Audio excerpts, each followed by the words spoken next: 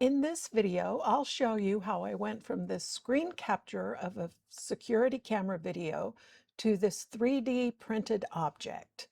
And so let's begin.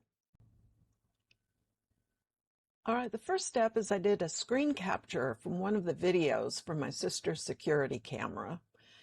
And I've got it loaded into pixlr.com, and I'm going to remove the background. So we're going to go to the cutout tool.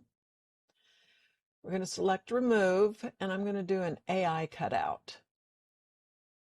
And unfortunately, it has removed the dog. So I'm going to change this to keep, and I'll do a lasso cutout. And I kind of just circle around where the dog was.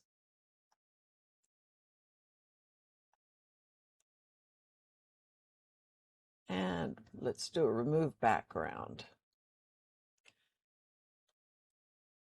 And so now we've got our removed background. So I'm going to go ahead and save this, and we'll save it as a transparent PNG.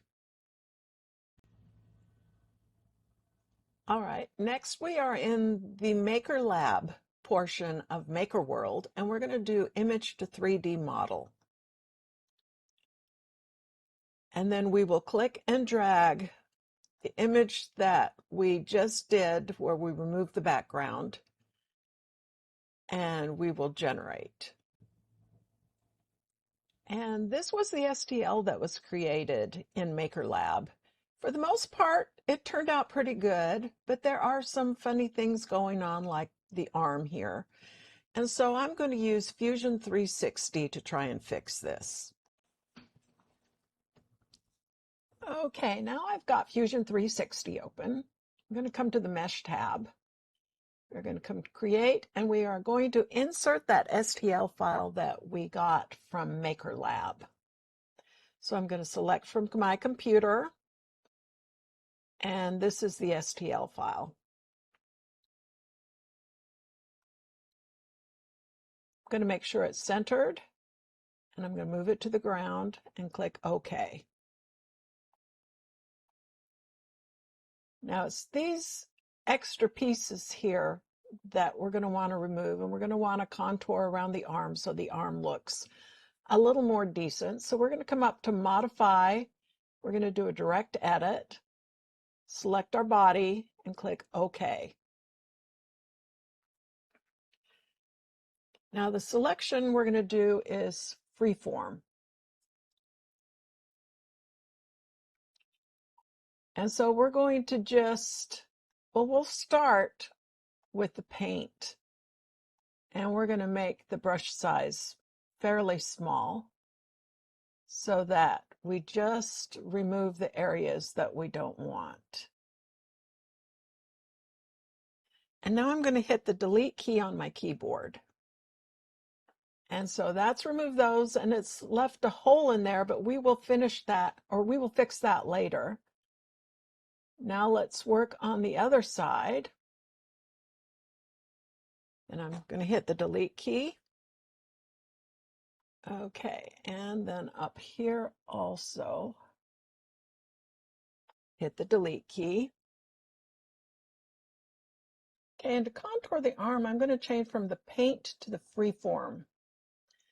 And this way we can just kind of draw along here.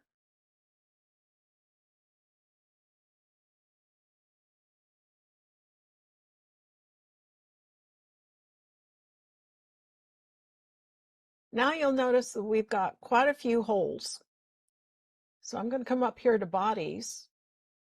I'm going to hit this exclamation point. And we are going to stitch and remove. Okay, so that has closed up the holes, but we're going to want to smooth this out a bit. And so we're going to come up to Modify, and we are going to Erase and Fill. We want to change this to Smooth, and I'm going to make this rather large. We are going to paint again, and we are going to just Don't want it maybe that large.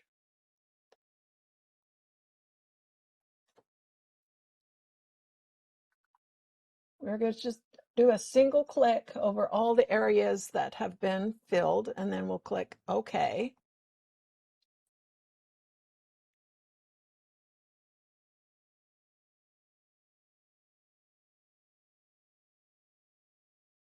Okay, and so now we've got the arms fixed. So now we're going to come up here. We're going to go to File. We're going to Export. We are going to export it as an STL file.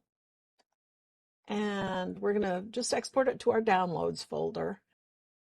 Okay, and I've imported the STL that I saved from Fusion 360 into my SnapMaker Orca program. I've colored it, and I'm going to print it on my SnapMaker U1.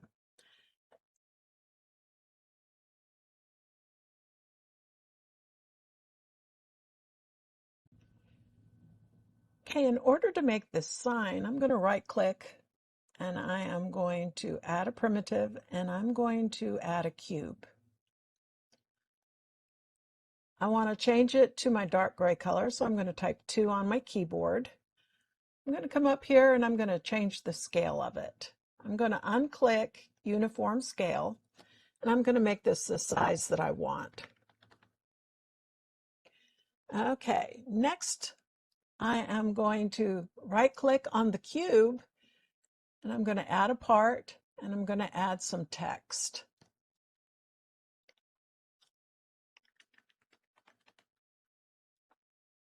Okay, the height I'm going to leave at 9 millimeters. I'm going to decrease the depth to 0.9 millimeters. I am going to make sure that it is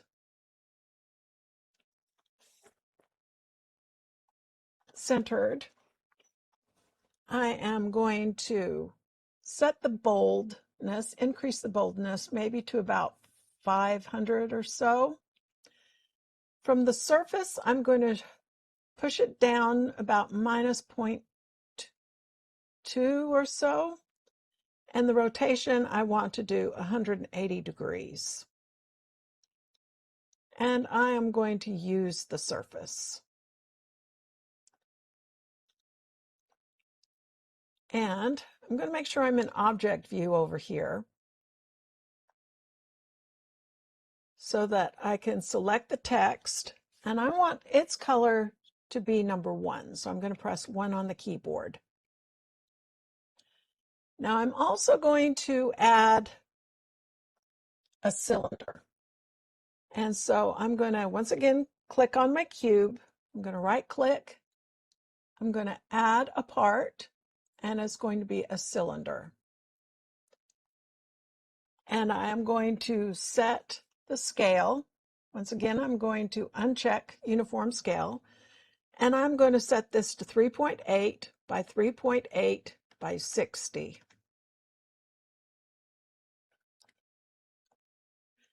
Now, when I did that, it also raised my block. So what I'm going to do, I'm going to right click on the cube, and I'm going to drop it.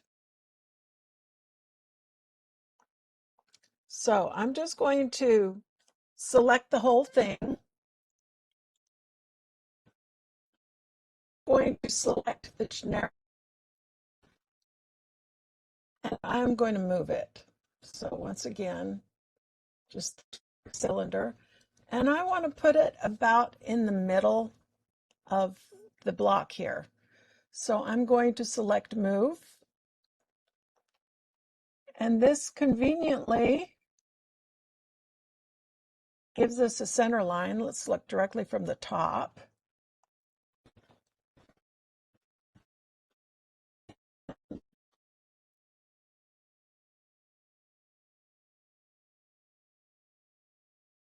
Okay, that looks pretty good.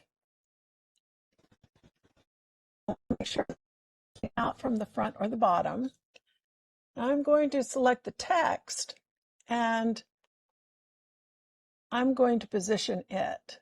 So we're going to bring it down and we will move it. And this way we can position our text. And I'm also going to edit this text. I'm going to uncheck use surface in this case because I noticed when I use the surface, it's trying to do it to the whole surface, including that. So I uncheck that. And let's look at the top. That looks good. All right. If we come back to edit the text, I would kind of like it to be a little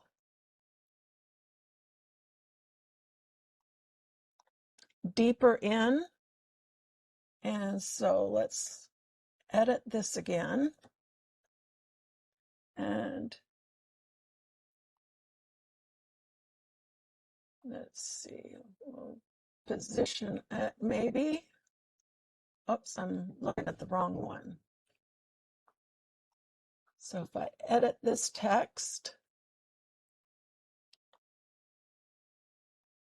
and let's see what happens. Okay, that's how I can make it go further in. So I'm going to increase the depth to 0.7.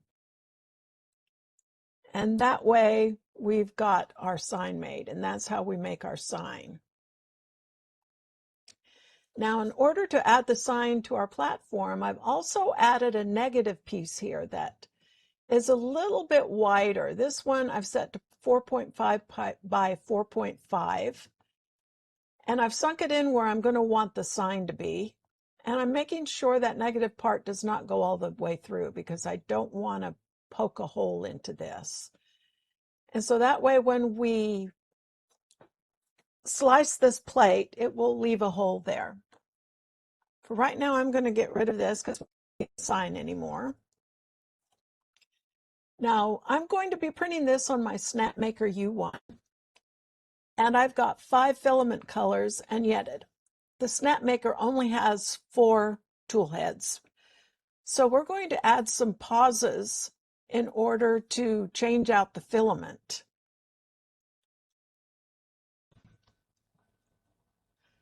So the 4 colors we're going to start with are going to be the light gray, the dark gray, the blue, and the beige.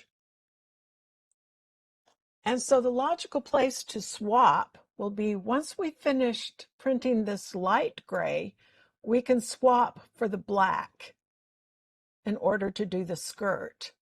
And the next time that we need to do light gray is up on the hair. The glasses are going to be dark gray, so we don't need to keep the black. So what we're going to do is we're going to change light gray to black, and then this black to light gray. And so we are going to have 2 pauses in order to change out our filament. So we're going to start with the light gray in position 1, the blue in position 2, the beige in position 3, and the dark gray in position 4. And so at layer 24, we are going to change to the black. And then at layer 382, we are going to change back to the light gray. And so that's how we are going to handle the filament changes on our Snapmaker U1.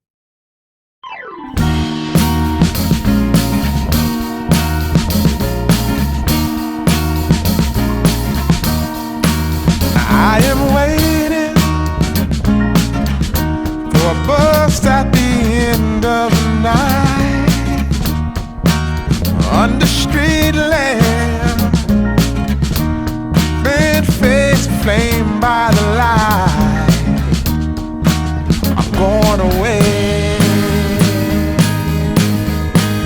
gone away,